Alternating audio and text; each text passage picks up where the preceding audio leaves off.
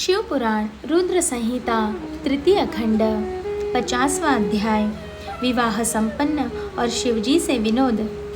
ब्रह्मा जी बोले, हे नारद, उसके बाद मैंने भगवान शिव की आज्ञा पाकर शिव पार्वती विवाह के शेष कार्यों को पूरा किया। सर्वप्रथम शिवजी व पार्वती जी के मस्तक का अभिषेक हुआ। तत्पश्चात वहां उपस्थित ब्राह्मणों ने दोनों को ध्रुव का दर्शन कराया और उसके बाद हृदय छूना और स्वस्ति पाठ आदि कार्यों को पूरा किया। यह सब कार्य पूरे होने के बाद भगवान शिव ने देवी पार्वती की मांग में सौभाग्य और सुहाग की निशानी माने जाने वाला सिंदूर भरा। मांग में सिंदूर भरते ही देवी पार्वती का रूप लाखों कमलोदलों के समान खिल उठा। उनकी शोभा देखते ही बनती थी। सिंदूर से उनके सौंदर्य में अभिवृद्धि हो गई थी। इसके पश्चात शिव पार्वती को एक साथ एक सुयोग्य आसन पर बिठाया गया और वहां उन्होंने अन्नप्राशन किया। इस प्रकार इस उत्तम विवाह के सभी कार्य विधि विधान से संपन्न हो गए। तब भगवान शिव ने प्रसन्न होकर इस विवाह को सानंद संपन्न कराने हेतु मुझ ब्रह्मा को आचार्य मानकर पूर्ण पात्र दान किया। फिर गर्ग मुनि को गोदान किया तथा वैवाहिक कार्य पूरा करने में सहयोग करने वाले सब ऋषि मुनियों को 100 स्वर्ण मुद्राएं और अनेक बहुमूल्य रत्न दान में दिए। तब सब और आनंद का वातावरण था। सभी बहुत प्रसन्न थे और शिव पार्वती की जय जयकार कर रहे थे। तब मैं, श्री हरि और अन्य ऋषि मुनि सभी देवताओं सहित शैलराज की आज्ञा लेकर जनवासे में वापस आ गए। हिमालय नगर की स्त्रियां, पुर नारियां और पार्वती की सखियां भगवान शिव और पार्वती को लेकर कोहबर में गई और वहां उनसे लोकोचार रीतियां कराने के उपरांत उन्हें कौतुकागार में ले जाकर अन्य रीति रिवाजों और रस्मों से सानंद संपन्न कराया।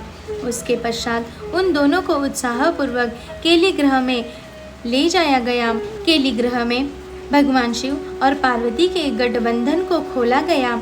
उस समय शिव पार्वती की शोभा देखने योग्य थी।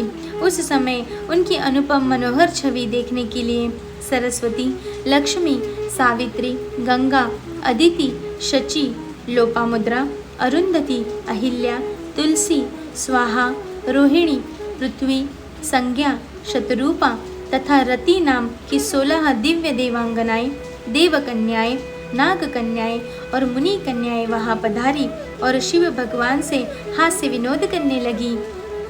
सरस्वती बोली, भगवान शिव, अब तो आपने चंद्रमुखी पार्वती को अपनी पत्नी रूप में प्राप्त कर लिया है। अब इनके चंद्रमुख को देख देख कर अपने हृदय को शीतल करो। लक्ष्मी जी बोली, हे देवों के देव, अब लज्जा किस लिए?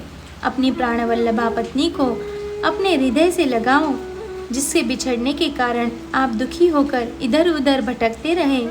उस प्राण प्रिया के मिल जाने पर कैसी लज्जा। तो उधर सावित्री बोली, अब तो पार्वती जी को भोजन कराकर ही भोजन होगा और पार्वती को कपूर सुगंध युक्त तांबुल भी अर्पित करना होगा। तब जाह्नवी बोली कि हे त्रिलोक के स्वामी, स्वर्ण के समान सुंदर पार्वती जी के केश धोना एवं श्रृंगार करना भी आपका कर्तव्य है। इस पर शची कहने लगी कि हे सदाशिव, जिन पार्वती को पाने के लिए आप सदा आतुर थे तथा जिनके वियोग के दिन आपने विलाप कर कर बिताए हैं, आज वही पार्वती जब आपकी पत्नी बनकर आपके साथ विराजमान है, तो फिर काहे का संकोच? क्यों आप पार्वती को अपने हृदय से नहीं लगा रहे हैं? देवी अरुंधति बोली, इस सती सुंदरी को मैंने आपको दिया है। अब आप इसे अपने पास रखें और उसके सुख दुख का ख्याल करें। देवी अहिल्या बोली, भगवान, आप तो सबके ईश्वर हैं, इस पूरे संसार के स्वामी हो। आपके परम ब्रह्म स्वरूप को कोई नकार नहीं सकता। आप निर्गुण निराकार हैं, परंतु आज सब देवताओं ने मिलकर आपको भी दास बना दिया है। प्रभु, अब आप भी अपनी प्राणवल्लभा पार्वती के अधीन हो गए हैं। यह सुनकर वहां खड़ी तुलसी कहने लगी, आपने तो कामदेव को भस्म करके पार्वती का त्याग कर दिया था, फिर आपने क्यों आज उनसे विवाह कर लिया है? इस प्रकार उन देवांगनाओं की हंसी मजाक चल रही थी और वे भगवान शिव से ऐसी बातें करके बीच बीच में जोर जोर से हंसती तो कभी खिलखिला कर रह जाती। इस पर स्वाहा ने कहा कि हे सदाशिव, इस प्रकार हम सबकी हंसी ठिठोली सुनकर क्रोधित मत हो जाइएगा। विवाह के समय तो कन्या व स्त्रियां ऐसा ही हंसी मजाक करती हैं। तब वसुंधरा ने कहा, हे देवादिदेव, आप तो भावों की ज्ञाता है। आप तो जानते ही हैं कि काम से पीड़ित स्त्रियां भोग के बिना प्रसन्न नहीं होती। प्रभु, अब तो पार्वती की प्रसन्नता के लिए कार्य करो। अब तो पार्वती आपकी पत्नी हो गई है, उन्हें खुश करना आपका परम कर्तव्य है। इस प्रकार स्त्रियों के विनोदपूर्ण वचन सुनते हुए भगवान शिव चुप थे, परंतु जब स्त्रियां चुप न हुई तो इस प्रकार उन्हें लक्ष्य बनाकर तरह तरह की हंसी की बातें करती रही। तब भगवान शिव ने कहा, हे देवियों, आप लोग तो जगत की माताएं हैं। माताएं होते हुए पुत्र के सामने इस प्रकार के चंचल तथा निर्लज्ज वचन क्यों कर रही हैं?